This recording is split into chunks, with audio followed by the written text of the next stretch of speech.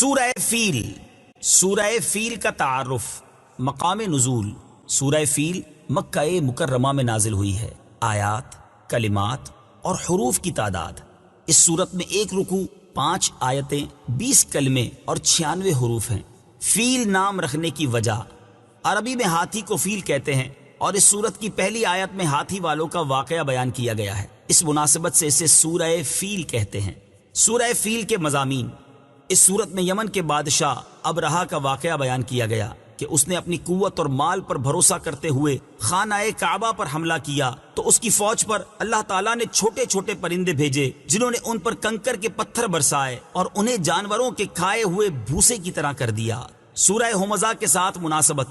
سورہ فیل کی اپنے سے ماقبل سورت ہمزہ کے ساتھ مناسبت یہ ہے کہ سورہ ہمزہ میں بتایا گیا تھا کہ منہ پر عیب نکالنے والے اور پیٹھ پیچھے برائی کرنے والے کافروں نے جو مال جمع کیا تھا وہ انہیں اللہ تعالیٰ کے عذاب سے نہ بچا سکے گا. اور اس صورت میں اس پر دلیل قائم کرتے ہوئے فرمایا گیا کہ ابرہہ جو کہ مال و دولت، طاقت و قوت اور جاہ و حشمت میں کفار مکہ سے بڑھ کر تھا، جب وہ کعبہ شریف پر حملہ آور ہوا تو اللہ تعالیٰ نے کمزور اور چھوٹے چھوٹے پرندوں کے ذریعے اسے ہلاک کر دیا اور ان کا مال، تعداد اور قوت انہیں اللہ تعالیٰ کے عذاب سے نہ بچا سکی.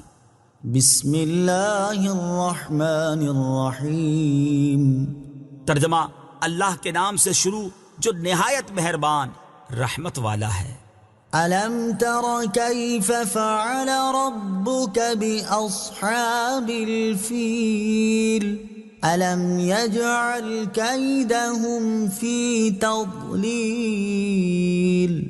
وَأَرْسَلَ عَلَيْهِمْ طَيْرًا أَبَابِيلَ تَرْمِيهِمْ بِحِجَارَةٍ مِّن سِجِّيلٍ فَجَعَلَهُمْ كَعَصْفٍ مَّأْكُولٍ.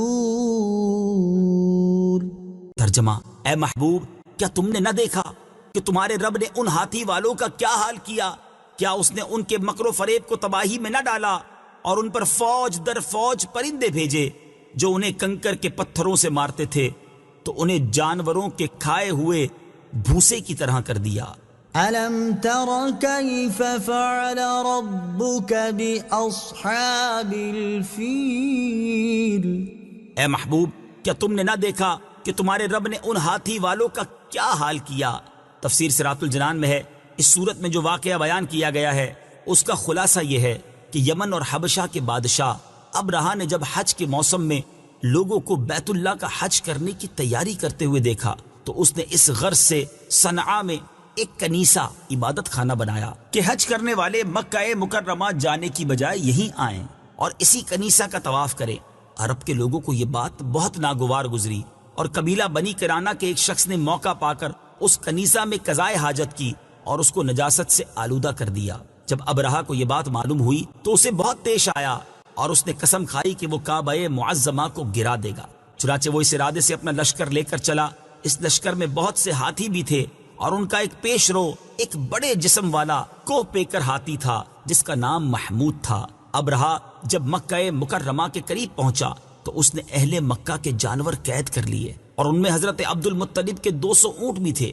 حضرت عبد المطلب ابرہہ کے پاس آئے تو اس نے ان کی تعظیم کی اور اپنے پاس بٹھا کر پوچھا کہ آپ کس مقصد سے یہاں آئے ہیں اور آپ کا کیا مطالبہ ہے؟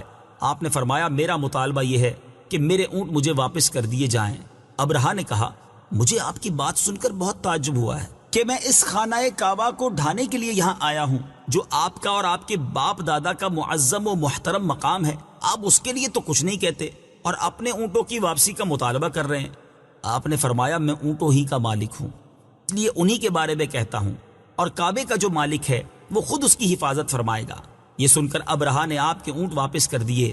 حضرت عبد المطلب نے واپس آ کر قریش کو صورتحال سے آگاہ کیا اور انہیں مشورہ دیا کہ وہ پہاڑوں کی گھاٹیوں اور چوٹیوں میں پناہ گزین ہو جائیں. چنانچہ قریش نے ایسا ہی کیا اور حضرت عبد المطلب نے کعبے کے دروازے پر پہنچ کر بارگاہ الہی میں کعبے کی حفاظت کی دعا کی اور دعا سے فارغ ہو کر آپ بھی اپنی قوم کی طرف چلے گئے. ابرہہ نے صبح تڑکے اپنے لشکر کو تیاری کا حکم دیا تو اس وقت محمود نامی ہاتھی کی حالت یہ تھی کہ جب اسے کسی اور طرف چلاتے تو چلتا تھا لیکن جب کعبے کی طرف اس کا رخ کرتے تو وہ بیٹھ جاتا تھا۔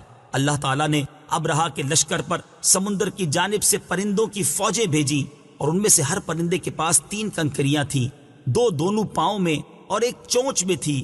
وہ پرندے آئے اور کنکر کے پتھروں سے انہیں مارنے لگے، چنانچہ جس شخص پر وہ پرندہ سنگریزہ چھوڑتا تو وہ سنگریزہ اس کے خود کو توڑ کر سر سے نکلتا ہوا جسم کو چیر کر ہاتھی میں سے گزرتا ہوا زمین پر پہنچ جاتا، اور ہر سنگریزے پر اس شخص کا نام لکھا ہوا تھا جس سنگریزے سے اسے ہلاک کیا گیا۔ اس طرح ان پرندوں نے ابرہہ کے لشکریوں کو جانوروں کے کھائے ہوئے بھوسے کی طرح کر دیا۔ جس سال یہ واقعہ رونما ہوا اسی سال سرکار دو عالم صلی اللہ تعالی علیہ وآلہ وسلم کی ولادت ہوئی۔ صدق اللہ العظیم۔